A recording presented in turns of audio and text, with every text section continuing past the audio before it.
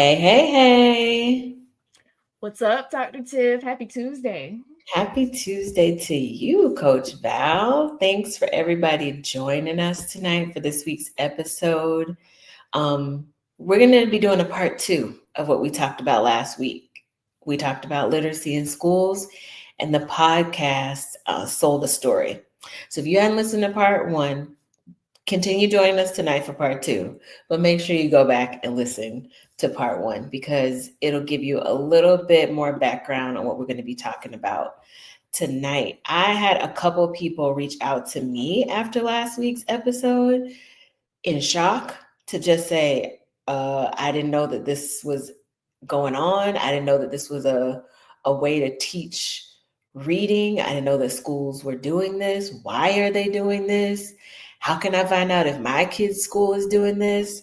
What were some of the comments that you got after last week's episode? Well, I actually went to dinner with a friend of mine, and she didn't tell me at the beginning that she had seen the episode, but she had. We ended up talking about, of course, our kids, naturally, we're moms.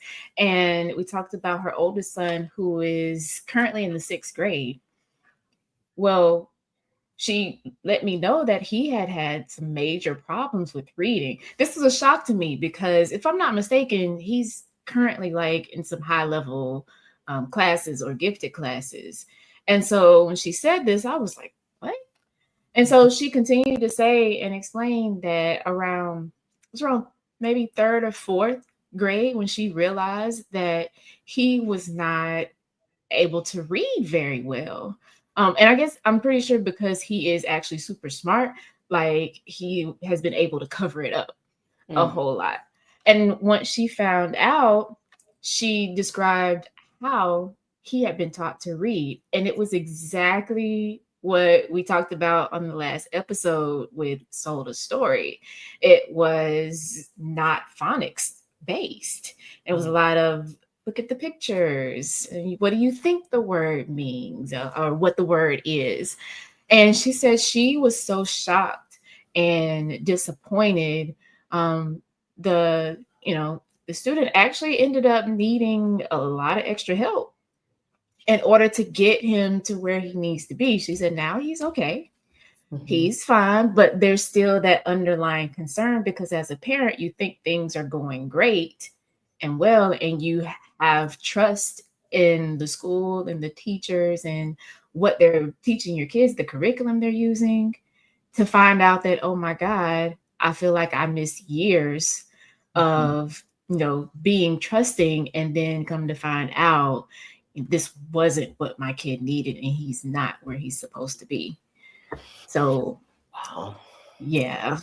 That is so sad to hear because we know every school year is jam packed with new information. You hit the ground running after the first week of school and you've gotten through all the rules and stuff for that grade level. You are hitting the ground running. There is a lot of ground to cover in a very short amount of time. And if your kid starts getting behind in an area, they're playing catch up while the pace is still moving forward. So imagine that, just that visual. You're trying to play catch up to get up to speed on what you should already know, but the conveyor belt is still moving. Like you're still going to be responsible for learning the new stuff too. That's a tough spot to be in. And we know that reading is a very critical skill, is embedded in every single subject from pre-K all the way up through college if your kid decides to go to college. And so to be at his grade level and be advanced in some areas, but the reading is what he was behind in, to me, that's like the red flag right there. That's like something is off. And a lot of times the kids are blamed, right? You're not paying attention, you're not focusing, your parents aren't practicing with you at home, you're Right. not, really doing your homework the way you should be. We do the finger pointing. But Mhm. in this case, what we learned about on the podcast and in your friend's case, it was the school. It was the curriculum, it was the modality, the method of reading instruction. That was the problem. And unfortunately, in public schools, until a lot of kids start showing the same types of challenges, the school is not going to reflect and be like, oh, it's us. It's Mm-mm. don't worry, it's not your kids, us. If it's just your kid, which a lot of parents, walk around thinking, oh my gosh, it's got to be just my kid. But you start talking to some other parents and you'll find out very quickly that it's usually not just your kid. And with reading, we know third grade is a huge marker that if your child is not reading on grade level by third grade, there's so much research out there that says that they will continue to be behind as they get older. We just did an episode a couple of weeks ago about a high school student who graduated with a nice GPA and could not read. So this stuff is happening quite frequently.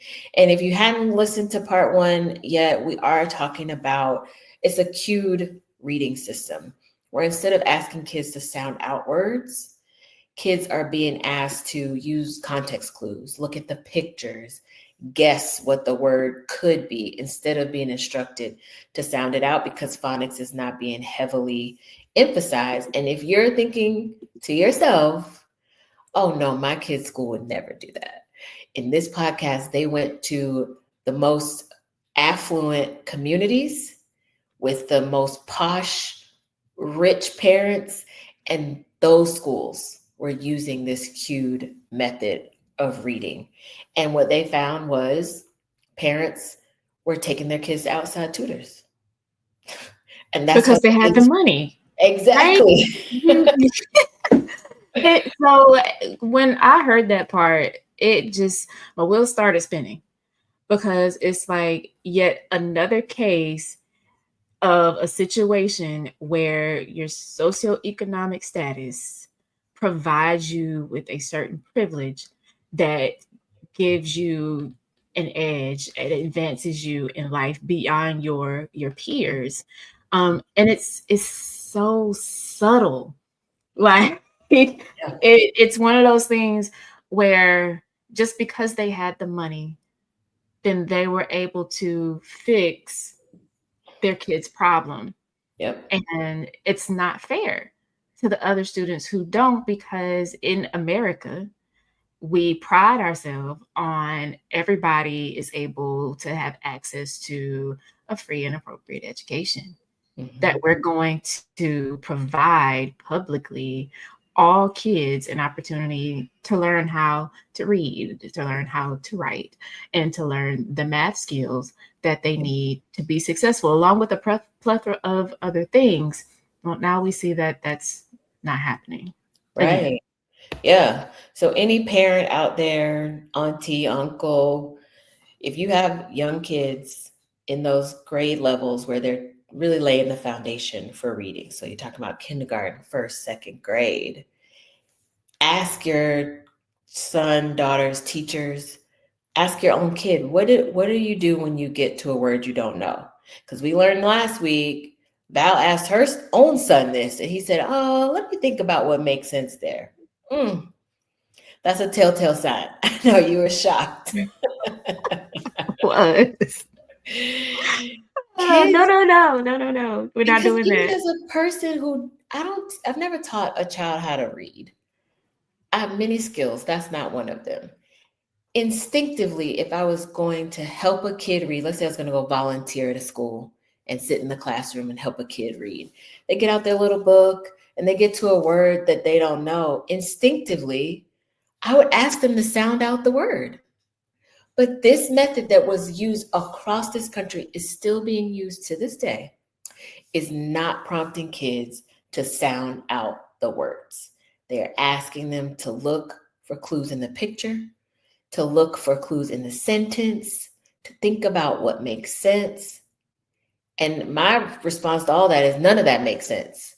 Absolutely none of it. Because as kids get older, there are no pictures in the book to look at. So what are they going to do once the pictures disappear if you've given them this crutch of looking at the picture to try to guess the word? So just think about that. If your kid is struggling in reading and has been throughout this school year, send your teacher an email. Ask your kid, take out a book with them at home. See what they do when they get to a word they don't know. Ask the teacher what she does as part of her instruction when a kid doesn't know the word. But the terms that schools are using to describe this type of reading curriculum is reading recovery, excuse me, also cued reading, the Fontes and Pinnell books that little kids come home with where they're put on a certain reading level, which we'll talk about those a little bit tonight as well. Also looking at whole language is also a term that this approach has been gone by. So listen for some of those key terms, but if you can't remember that, ask the simple question. What do you do when you get to a word you don't know? See how your kids respond to that, or just pull out a book and just watch what they do. And if they are using pictures, if they're trying to guess what word makes the best sense there, you got a problem on your hands, because that has been researched and debunked as an effective way of teaching kids how to read. It is ineffective, hands down. What they discovered in this podcast and through the research is that those are things, looking at the picture, guessing, using context clues, those are things that bad readers do when they don't know how to read. Those are the strategies that they use. So why would we teach those strategies that bad readers use to kids who are learning how to read? Somebody reminded me of the quote that we love to use with athletes and in academics: practice makes perfect, right? And at some point along the way, I've gotten rid of that one and substituted it with practice makes better eventually. Now, because there is a third iteration, and especially to go along with these ineffective reading strategies, is practice makes permanent. And so if you take these skills of bad readers and you teach these students to use those skills, and you're reinforcing them over and over and over again, they're practicing and making it permanent. What happens is, once they get to a certain age, the older they get, the harder it is to reverse things that you've learned. You can't teach an old dog new tricks. It's not that you can't teach them, it's just that it's going to take a whole lot more effort, a whole lot more time and energy to try to reverse the things that they need to get rid of so that they can learn what they need to learn to be successful. Y'all, we cannot afford, especially a certain group of kids, Black and brown kids, low socioeconomic status kids, we cannot afford to stay silent on this issue. Like the lady I just talked to in between last Tuesday and this Tuesday, this is current. That example is current. Currently in the 6th grade means that was only 3 years ago for him. We're still in this, and it's a shame. And Yep. It is a shame. And back to what I mentioned at the beginning, we don't have time to waste in public school. The pace is very fast. We need to use effective teaching strategies consistently, because we don't have time to play catch up. Because if you're playing catch up, you're missing out on the new things that you're supposed to be learning. So now you're in this hamster wheel, never really making any progress, just slowly, making some moves. So we don't have time to just see how it works. If you get wind that this is how your kid is being instructed how to read, you need to speak up. You need to let that teacher know you want a phonics-based program. You want them to learn to read by sounding words out. Like I said before, I've never taught a kid how to read. If I went to volunteer at a school, instinctively, that is what I would do with a kid that had trouble with a word. Sound it out. That is the way it has been done. And the way they talked about it in this podcast was that teaching phonics wasn't cute. Like, it seemed very rote. You go through the letter sounds. Kids really want to read, pick up a book and read, but we're sticking them in this phonics-based instruction, and they can't read the books. And so what this approach did was it helped kids look like they're reading. Part of this curriculum is picking up that book and having kids look at a book in kindergarten that they've never read before, but they want them to look like avid readers. They're not reading. So we have to ask questions when things don't make sense. Another thing that they talked about in this podcast was that scientists have long since known that reading is not a natural process. It has to be taught through phonics-based instruction. And this 3 cueing method teaches kids to skip decoding, and it leads to long-term struggles. They might pick up a book and look like they're reading because they're using the picture, maybe the pattern. We've all seen those books with maybe kindergartners, the rat is mad, the rat is sad. Like they picked up on the pattern. And so it looks like they're reading. And every parent wants their kid to learn how to read. Heck, every teacher wants to be the one that's like, hey, in my class, my kids, they start to learn how to read quickly. You really, that's a bragging point, right? But there's no longevity there. It's something that looks really good. It's like a nice firecracker. It sparks and it looks great for a moment and it dies out very quickly, because that's not a concept and a way of learning that's long lasting. Do you know what I mean? Absolutely. I think about it like this. Because I'm trying to rationalize, like, how could someone have come in and what could they have said and explained to make people think, oh, spending less time on the sounds of the letters to make the words is a great idea. And I kind of, I mean, I couldn't justify it in my mind, to be honest, but I did think about how, when you mentioned the bragging points of the teachers, or even the parents, oh, my kid can read at 3 years old, the incentive for that could possibly be a reason why. Because when kids have to stop and decode the word and sound it out, that takes longer and more time that we say we don't have in the school system, the teachers don't have within the school day, especially elementary school. You have to hit every single subject throughout your day. And then, you get just 15 to 20 minutes of planning for that.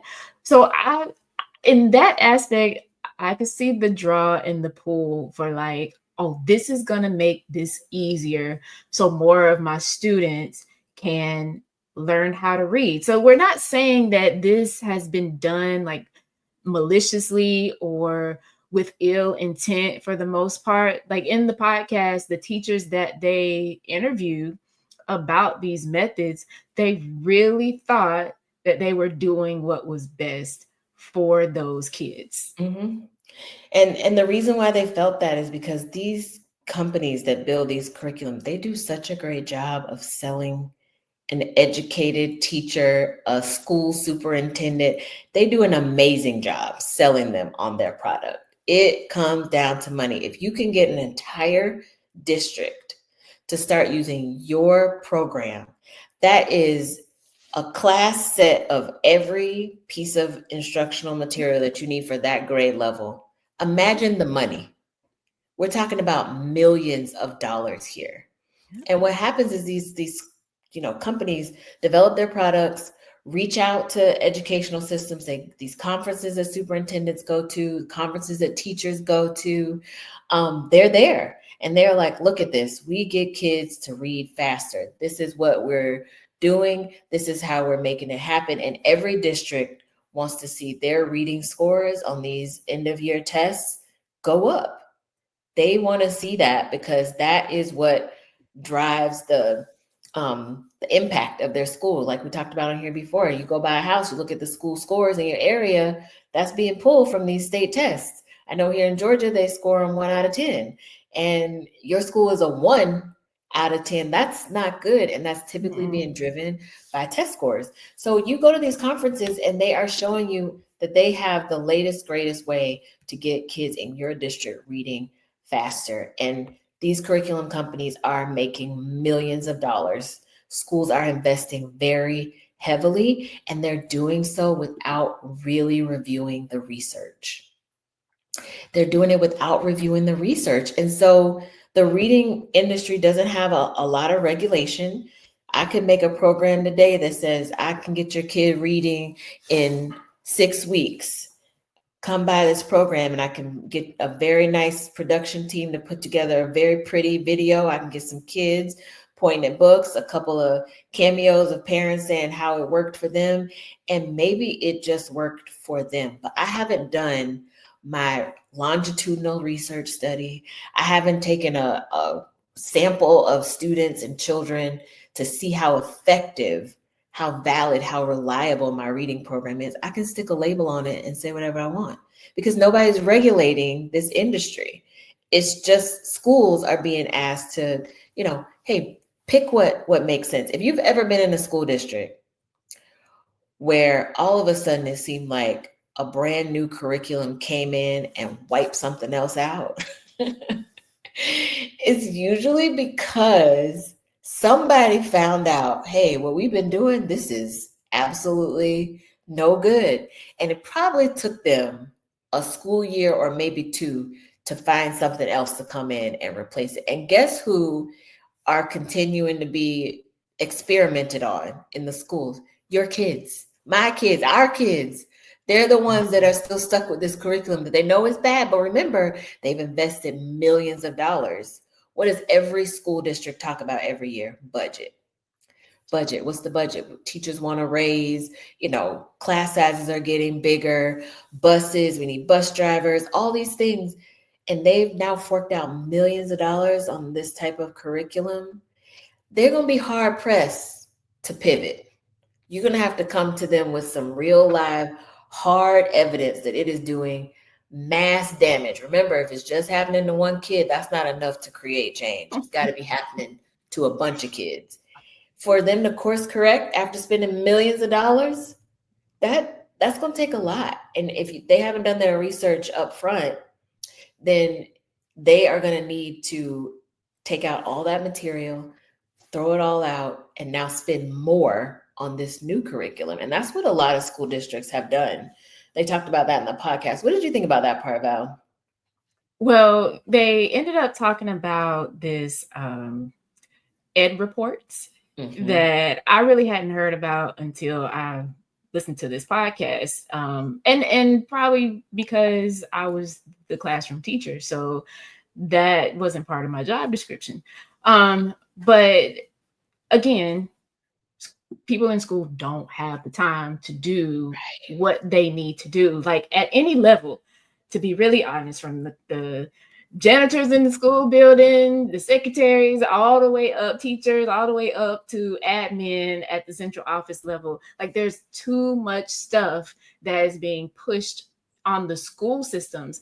And so this company, Ed Review, decides that they're going to help.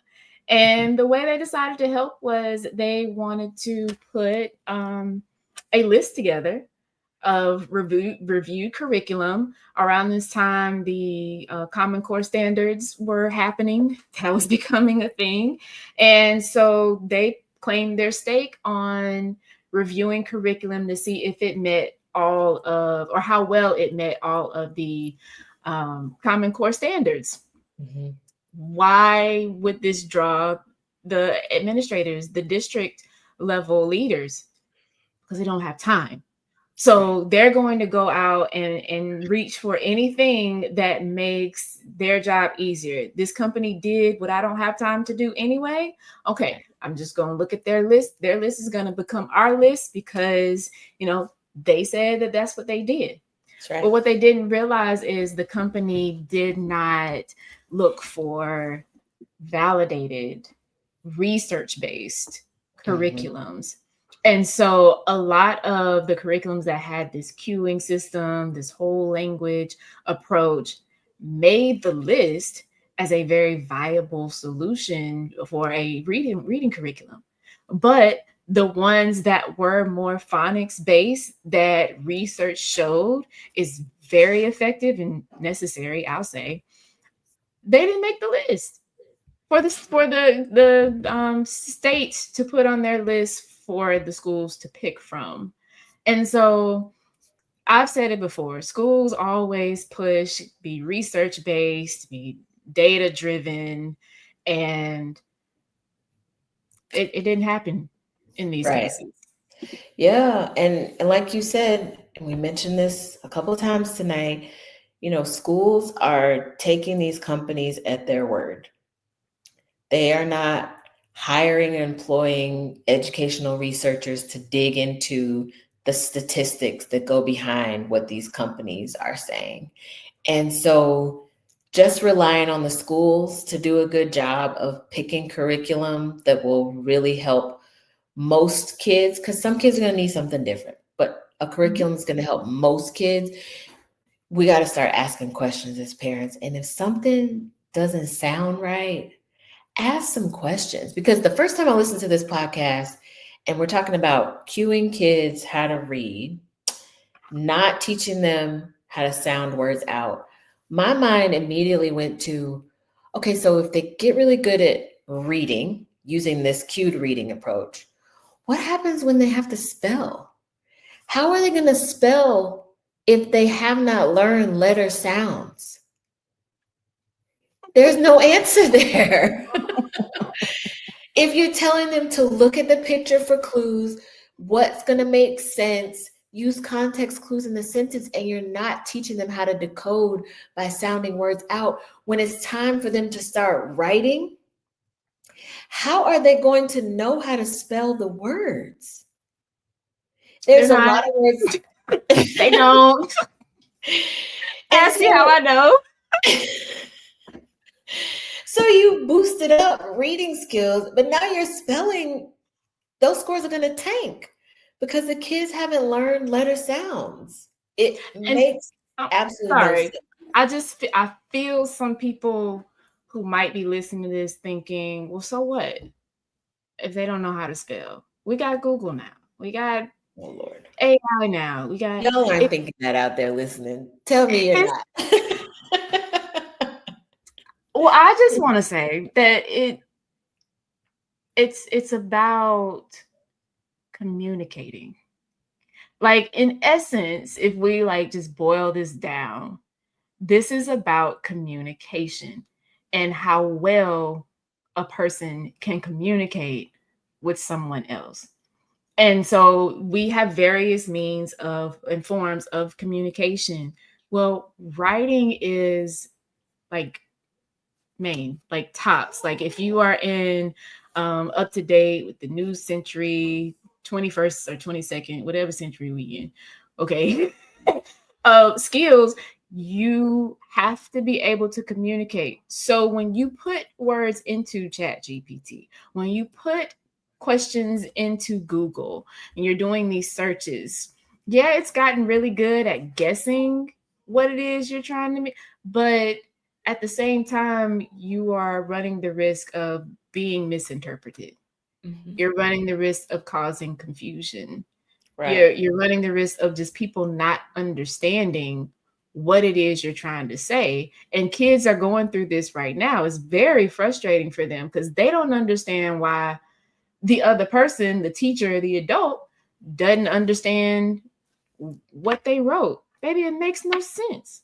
Right. What you wrote. It makes no sense. And the reason why we know that, not only research says that was an awful way to teach kids, it is an awful way to teach kids how to read. These companies that were all about this cueing method, they're now switching it up to say, hey, we were wrong. We had it wrong. We're going to change up our curriculum to emphasize phonics more. And my question is, why? What made them start to think, hey, this isn't the right way to teach kids how to read. There's a better way. And I'm going to tell you why, because they told us in the podcast. Money. Because states were saying, we cannot use this cued reading method anymore. We need all these materials out, and we're switching it up. And these companies are now, again, losing millions of dollars. And like, whoa. Well, we will switch up our programs. We'll get on board with this science of reading, because that is now the new, I don't want to use the term buzzword, because it is a valid method of teaching kids how to read. And it's been researched very heavily as a method of teaching kids how to read. But now they are embedding the science of reading techniques into their cued reading curriculum. So just because they take the cued reading out of the title doesn't necessarily mean that they've completely washed their curriculum of it. These companies, they probably do care about kids. They care more about their bottom line. And that's just the truth of the matter. So ask the questions. These companies are switching it up. States like Mississippi, they switched to a phonics-based reading program and have already seen dramatic improvements in reading scores. Teachers are frustrated because many of them say they weren't ever taught about the science of reading in their teacher training.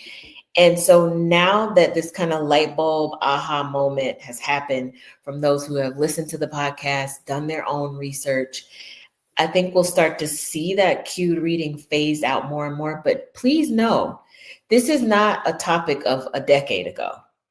This is not a topic of like 5 years ago. This is still happening right now in schools. And ask yourself, does it make sense? And if the answer is no, then you need to start asking some follow-up questions. So please, if you haven't checked out part 1 of this podcast series that we just did 2 parts, please go back. Check out part 1. Listen to the Sold a Story podcast on Apple. It's on Spotify. You can listen to it online as well. They've added some bonus episodes. They've revisited some kids and parents that found out this is the method that their kids were being taught to read and switched over to phonics-based parents teaching their kids at home and have seen such dramatic changes. So phonics is essential. Remember that. Decoding words by sounding them out is essential. There's brain research that supports that. And our education system is prioritizing bad curriculum over science. So if it doesn't make sense, ask some questions, because the chances are the school district that picked out that curriculum didn't ask the questions. You might think they did, but they probably didn't. So you need to ask some questions. Woo! That was a good one. There's so much to say about it, but we are going to end it right there. Please share this episode with a friend, a colleague, another parent. Talk about it in your friend groups, your teacher groups, because this is not something that was happening. It is still happening. And it's something that we need to really be aware of to make sure that kids get on the right track as fast as possible, because playing catch up while you're still expected to make progress is hard. It's hard. Thanks for joining us tonight. We'll see you next week. Have a good one. Bye.